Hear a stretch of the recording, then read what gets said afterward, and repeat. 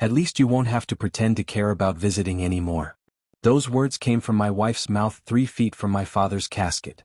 Sarah stood in the church reception hall with her arms crossed, designer heels clicking against the linoleum as she checked her phone for the 4th time in 10 minutes. Around us, 40 people picked at store-bought cookies and talked in hushed voices about the man who'd raised me, taught me to fix engines, and told me every single day that I was enough. Please, before we continue, do not forget to like, share and subscribe. My name is David Mark. I'm 35 years old, and I've spent the last 3 months watching my marriage disintegrate while my father's heart gave out. Today I buried him. Tomorrow my wife and I will finalize our divorce. But right now in this moment, I'm watching Sarah look at my father's photo wall, images of him covered in grease, smiling in his small garage, and I can see the disgust on her face. David's father lived like a pauper and died like one, she said to someone I didn't recognize, her voice carrying across the room. I mean, look at this place. Folding tables and paper plates. It's depressing. 3 months ago, I found text messages on her phone at 2 in the morning. Can't stop thinking about last night. Jay. When I confronted her, she didn't cry or apologize. She laughed. Actually laughed. Then she told me about James Patterson, senior partner at her law firm, earns $800,000 a year, drives a Tesla, everything I apparently wasn't. I settled for you, David, she'd said, her eyes cold as winter. I was young and stupid and you were convenient. But I'm done settling. I'd called my father that night, but I was crying too hard to talk. He just listened to me breathe, then said, "Come over tomorrow. We need to talk, son." The next day, sitting at his kitchen table, the same checkered tablecloth from my childhood, the smell of coffee mixing with motor oil from his garage, I told him everything. How I'd turned down a promotion 10 years ago to put Sarah through law school. How I'd worked night shifts and eaten ramen so she could chase her dreams. How she called me pathetic now that she'd made it. Dad gripped my hand so hard it hurt. "That woman doesn't deserve to shine your shoes," he said. His voice dropped to something I'd never heard before. "But I need to tell you something important." His phone rang. Doctor's office. His face went pale as milk. He answered, listened, and said he'd call back. He never finished what he was going to tell me. Now, standing in this church hall watching Sarah text her lover while my father lies in the ground, I wonder what he wanted to say. 2.5 months before the funeral, Dad met with his attorney. I didn't know this until later, but Bill, his mechanic friend who's standing by the cookies right now, told me Dad called him that night, voice shaking. "I'm rewriting my will, Bill. Everything goes to David. But Sarah gets nothing. Not 1 damn cent." What I did know was that Dad looked different after that doctor's appointment. Thinner. More tired. But every time I asked, he'd wave me off and change the subject. Old age boy. Nothing to worry about. I visited him every Sunday alone. Sarah stopped coming years ago.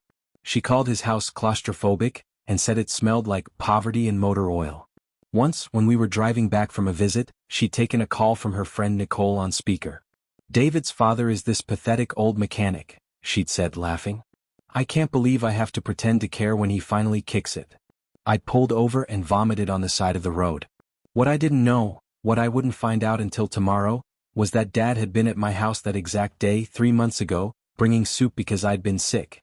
He'd knocked, got no answer, and heard Sarah's voice in the backyard. He stood by our fence and listened to every word. Heard her calculate the value of his life. Maybe $50,000 in life insurance? A year of fake grief for 50 grand? I can do that math. Dad drove straight to his doctor and demanded every test they had. They found the heart condition. 6 months, maybe less. He called his attorney that afternoon. Now Sarah's laughing at something on her phone, and I see the name on her screen, James.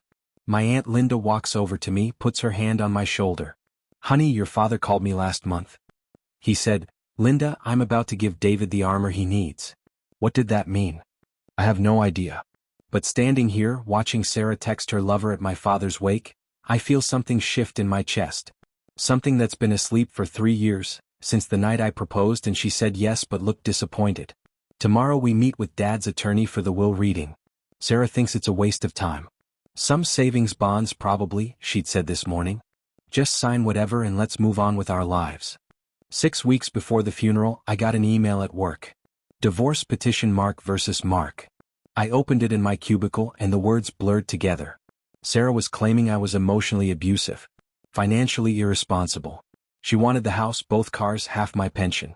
I called her from the parking lot, hands shaking so badly I could barely hold the phone. Emotionally abusive? Sarah, I've never even raised my voice to you. Her laugh was sharp as glass. My attorney says we need to establish a narrative, David. Don't take it personally. This is just business. I sat in my car for 4 hours, unable to move. Finally I called Dad. I can't do this anymore, I whispered. I'm not strong enough. Come to the house tonight, he said, his voice like steel wrapped in velvet. I have something to tell you. That night, in his garage, Dad handed me a manila envelope with my name on it. The paper was thick, expensive. When I'm gone, you open this. Not before. Promise me. Dad, don't talk like. Promise me, David. I promise. He hugged me hard enough to crack my ribs. You're stronger than you know, son. She made you forget. But I've been keeping track. He pulled back, looked me in the eyes. And I'm about to remind you. I didn't understand. I put the envelope in my coat pocket and forgot about it until the morning he died. The call came at 6:47 a.m. County General Hospital. Your father was brought in an hour ago. Massive heart attack. I'm very sorry, but he passed at 6:15 this morning. The phone slipped from my hands. Sarah came out of the bathroom, makeup half done, and saw my face. What's wrong? My dad's dead. She checked her watch. An actual watch check. Oh, well, when's the funeral? I have depositions all week. I stared at her like she was speaking a foreign language. What is wrong with you? David, we're separated. I'll attend for appearances, but don't expect me to play grieving daughter-in-law. Text me the details. She grabbed her briefcase and left. I found the envelope in my coat. My fingers traced Dad's handwriting. I almost opened it, then remembered my promise. Not until you're gone. I held it against my chest and cried until I couldn't breathe. The funeral service was small. 40 people in a church that could hold 200. Dad's mechanic friend sat in the back, uncomfortable in suits that didn't fit quite right. Sarah sat in the front row next to me, scrolling through her phone during the opening hymn.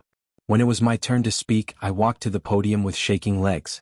I told them about Dad teaching me to change oil when I was 7, his huge hands guiding mine. About the summer I was 12 and we rebuilt a '67 Mustang engine together, piece by piece, and how he never once got impatient when I messed up. About the way he'd call every Sunday just to check in even though I'd seen him the day before. My voice broke. He told me every day that I was enough. Even when I didn't believe it. Even when I couldn't finish. Sarah sighed. Audibly. Aunt Linda shot her a look that could melt steel. After the service, people gathered in the church hall. Someone had made a photo board, images of Dad through the years. Him at 20, covered in grease, holding up his first patent certificate.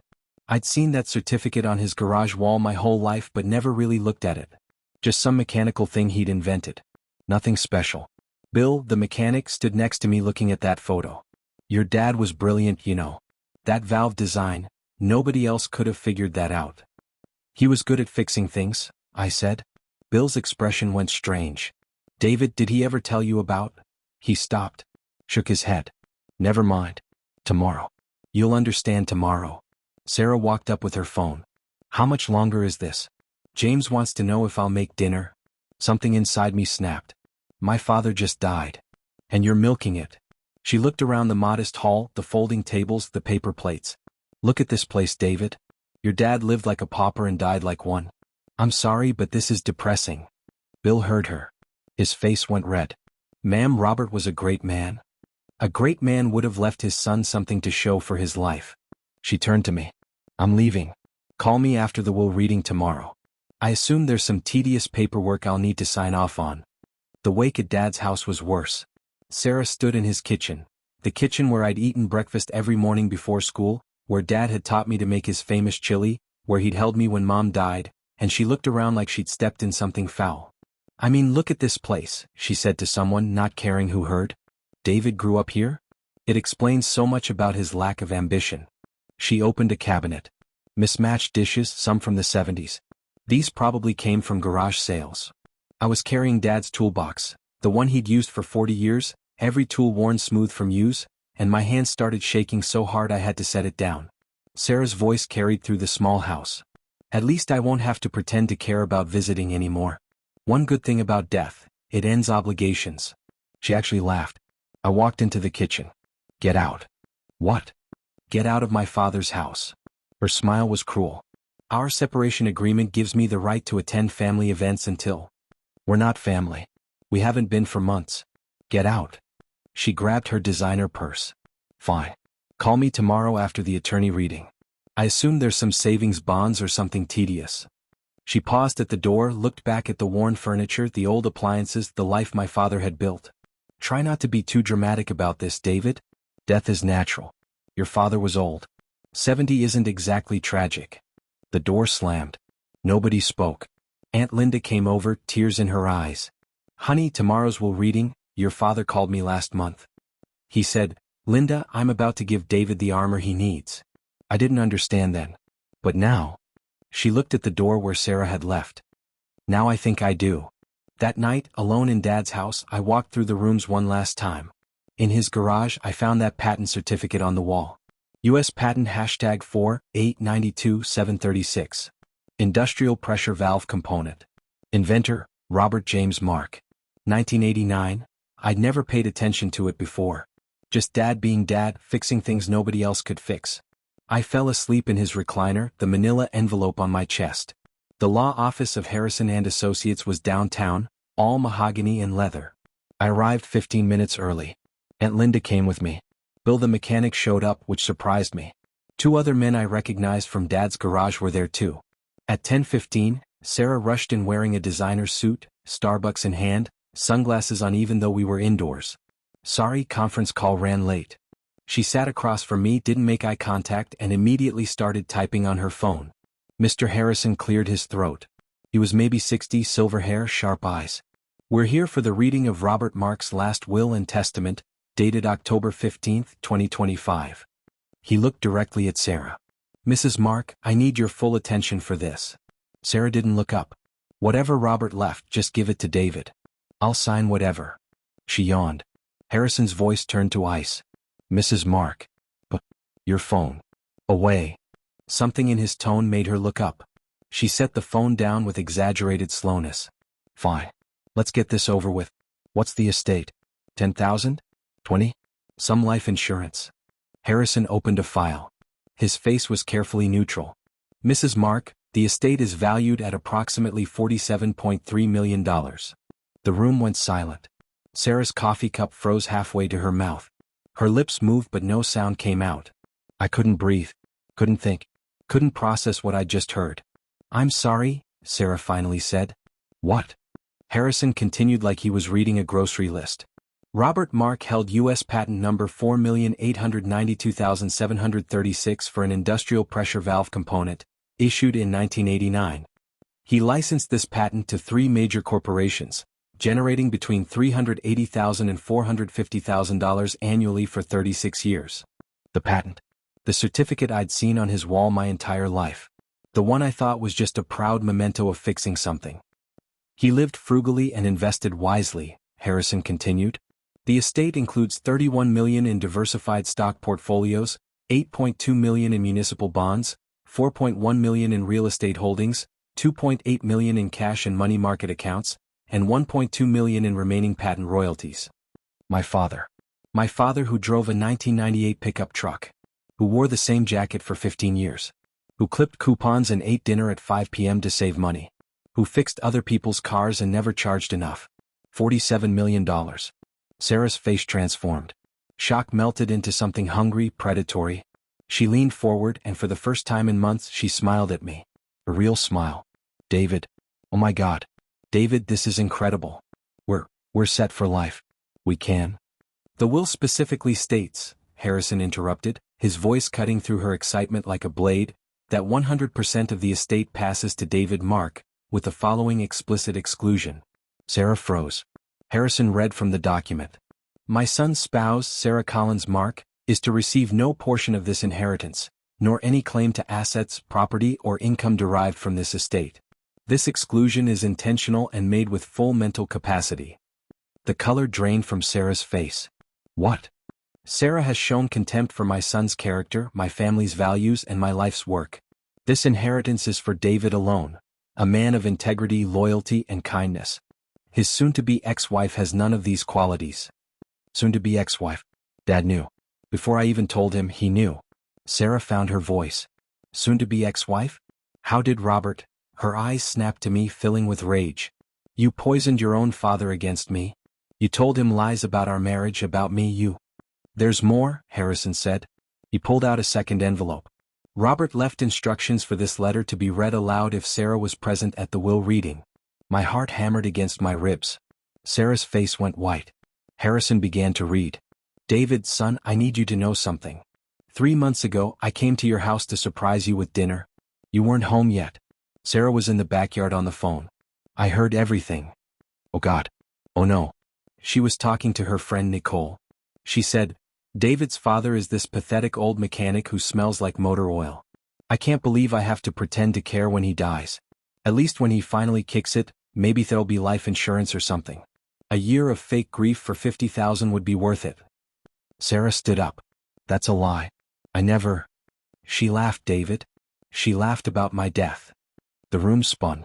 I remembered that day 3 months ago. I'd been sick, stayed home from work. Sarah had been in the backyard on the phone. I'd been upstairs sleeping. I didn't know Dad had come by. Didn't know he'd heard everything. Bill pulled out his phone. You want proof? His voice shook with anger. Robert called me that night. Told me what he heard. I told him if it happened again to record it. He did. He pressed play. Sarah's voice filled the room, tinny through the phone speaker but unmistakable. David's such a doormat, Nicole.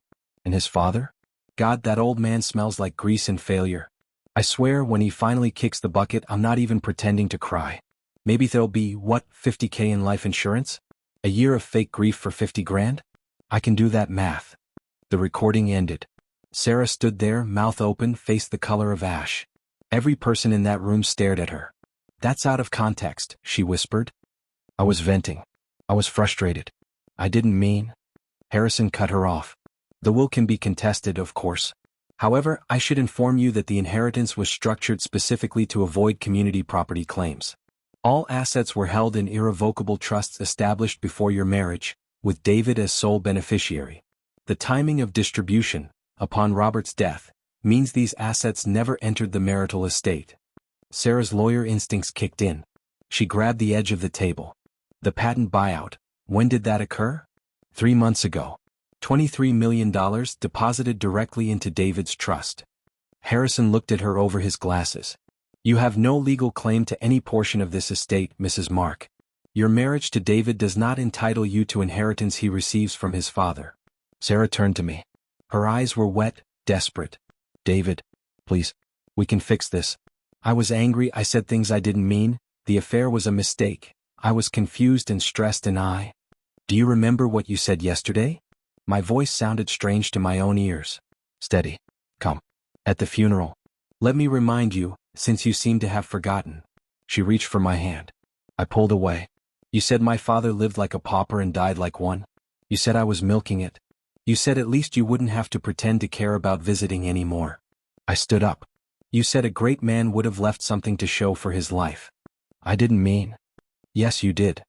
I looked at her fully for the first time in months. Really looked at her. You've been showing me exactly who you are for years.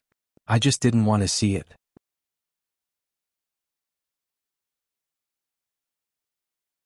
I pulled out my phone, opened my email, and found the divorce papers she'd sent me 6 weeks ago. The ones claiming I was abusive. Claiming I was irresponsible. I'm signing these today. You'll get exactly what my father intended, nothing. Sarah's tears turned to rage. You'll regret this. James and I are serious. He's a senior partner, he has connections, Hill. Her phone buzzed on the table. She glanced at it. The blood drained from her face. I could see the screen from where I stood. James Patterson, hey, need to talk. Things are complicated right now. Let's take a break. Let me guess, I said quietly. James suddenly got busy? Sarah grabbed her phone, stared at it like it had betrayed her. Her hands were shaking. She started typing frantically. Mrs. Mark, Harrison said. There's one more thing. She looked up, mascara running, face blotchy. Your law firm, Collins and Patterson. Robert invested $200,000 in it 15 years ago as a silent partner. As of this morning, David now owns 8% of the firm, including voting rights on partner decisions. He slid a paper across the desk. James Patterson's partnership review is next month. Sarah's legs gave out. She sat down hard, the chair scraping against the floor. I'd had enough. I picked up the envelope with my name on it, the one Dad had given me 6 weeks ago, and walked to the door. I stopped with my hand on the handle. Goodbye, Sarah. I hope you find what you're looking for. Just know it won't be in my father's money. Or in me. I didn't wait for her response. Aunt Linda and Bill followed me out. Behind us, I heard Sarah start to sob. In the parking lot, I finally opened the envelope. Inside was a letter in Dad's handwriting, shaky in places like he'd written it while emotional. Son, if you're reading this, I'm gone. I'm sorry I couldn't tell you about the money while I was alive. I wanted to. But I needed to make sure Sarah never got a cent. This inheritance isn't about money. It's about showing you that you were always worth more than she made you believe. You sacrificed your future for her. You turned down that promotion, worked yourself to exhaustion, gave her everything she needed to succeed. And she treated you like you were nothing. My vision blurred. I kept reading. I invented that valve in 1985. I was 30 years old, working at the factory, and I noticed the pressure valves kept failing. One night in the garage, I sketched a new design. Built a prototype. Filed a patent expecting nothing. Then Industry Corp called and offered me $100,000 up front and $15,000 quarterly. I nearly fainted. I could picture him, young, excited, his whole life changing in an instant. I remembered my own father, your grandfather, who gambled away every windfall he ever got. I made a promise that day. Live the same, invest the rest, leave it to you when the time was right. For 40 years I kept that promise. Those quarterly checks went straight to my broker. That $100,000 became millions. I drove old trucks because I liked them. I worked at the garage because I loved fixing things. I lived in that small house because it was full of memories of your mother. Tears dripped onto the paper. The day I heard Sarah mock my death, I went to the doctor and demanded every test. They found the heart condition. 6 months, maybe a year.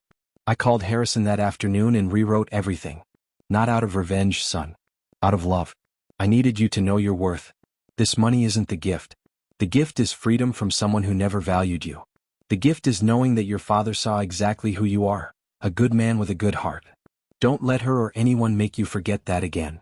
The letter was signed with a shaky hand. I love you more than I can say. Go live the life you deserve. Dad. I folded the letter and put it back in the envelope. Aunt Linda hugged me while I cried in the parking lot. Bill stood guard like he was protecting something precious.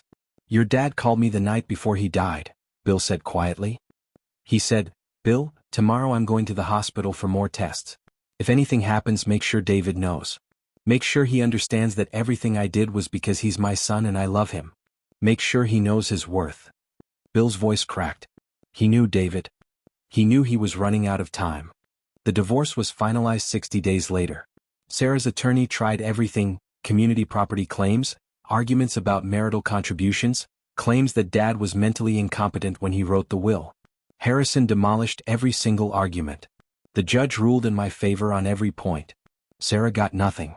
The house I'd been so worried about losing? She'd already moved out, moved in with a friend, while things were complicated with James. James Patterson, it turned out, had a wife he'd conveniently forgotten to mention. When Mrs. Patterson found out about the affair, she filed for divorce and made sure every partner at Collins and Patterson knew why. James resigned a week later. Sarah tried to come back. She showed up at my apartment. I'd moved out of the house, couldn't stand being in that space anymore, with tears and apologies. I made a mistake. I was scared. I loved you, but I didn't know how to show it. Please, David. We can start over. I looked at her through the doorway and felt nothing. Not anger. Not love. Nothing. You calculated the value of my father's life at $50,000. You laughed about faking grief at his funeral. You called him pathetic. I started to close the door. You want to know something? He was worth more than you'll ever understand. And so am I. 6 months after the funeral, I used some of Dad's money to start a scholarship fund, the Robert Mark Trade Scholarship. Full ride to trade school for kids who couldn't afford it otherwise. Kids who were told they should go to college or they'd be nothing. Kids like the son Dad never got to be because he'd gone straight to the factory. The first recipient was Bill's grandson, a kid named Bobby who wanted to be a machinist. At the ceremony, Bobby gave a speech about how his grandfather had told him stories about Robert Mark. Mr. Mark proved you don't need a fancy degree to change the world. You just need to be good at something and care about people. Bobby looked right at me. And he raised a son who's just like him. A year after the funeral, I visited Dad's grave. Spring. The grass was green and the stone was simple, just his name, dates, and the words I'd chosen. He taught me my worth. I sat on the grass and told him everything. About the scholarship fund. About selling the house and moving to a smaller place that felt like home. About starting to date again. Nothing serious, just coffee with a woman named Rachel who worked at the library and laughed at my terrible jokes. About learning to fix cars again, something I'd stopped doing years ago because Sarah said it made me smell like a garage. I finally get it, Dad, I said to the stone. The money was never the point. You lived in that small house and drove that old truck because you knew what mattered. You saw me give up everything for someone who saw me as convenient. You watched me shrink and lose myself. And when you knew you were running out of time, you didn't just give me money. You gave me proof that I was worth something to someone. The wind picked up, rustling through the trees. Sarah's working at some mid-level firm now. I heard she's engaged to a real estate developer. I hope she's happy. I really do. Not because I forgive her, I don't think I ever will, but because holding on to anger at her means she still has power over me. And she doesn't. Not anymore. I stood up, brushed grass off my jeans. I'm okay, Dad. Better than okay. I'm finally becoming the person you always saw when you looked at me. The person I forgot I was. Thank you for the armor. Thank you for seeing through her. Thank you for loving me enough to make sure I'd be okay. I walked back to my truck, a 2015 Ford F-150, nothing fancy, but it was mine and it ran well. In the distance, I saw someone walking through the cemetery carrying flowers. As they got closer, I realized it was Sarah. We stopped 10 feet apart. She looked older, tired. David, I didn't know you'd be here. I come every Sunday. She nodded. Looked at the flowers in her hands, cheap grocery store carnations. I wanted to apologize. To him. For the things I said. He can't hear you. I know. She met my eyes. But maybe you can. David, I'm sorry. For all of it. I was so focused on becoming successful, on proving I wasn't my father, that I became my mother. Cold. Calculating. Cruel. You deserved better. I should have felt vindicated. Should have felt satisfaction at her regret. Instead, I just felt tired. I hope you find happiness, Sarah. Real happiness.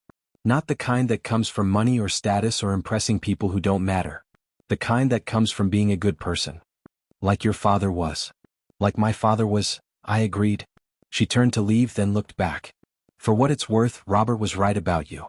You were always enough. I was just too broken to see it. I watched her walk away, carrying her cheap flowers toward a grave she had no right to visit. Then I got in my truck and drove toward the rest of my life. The inheritance wasn't $47 million. It was knowing, really knowing, that I had been loved by a man who saw my worth when I couldn't. That I'd been enough all along. That sometimes the people who are supposed to love us can't, and that's not a reflection of our value but of their capacity. Dad's final gift wasn't money. It was freedom. Freedom from a woman who diminished me. Freedom from believing I was less than I was. Freedom to become the man he'd always known I could be. And that was worth more than any inheritance in the world.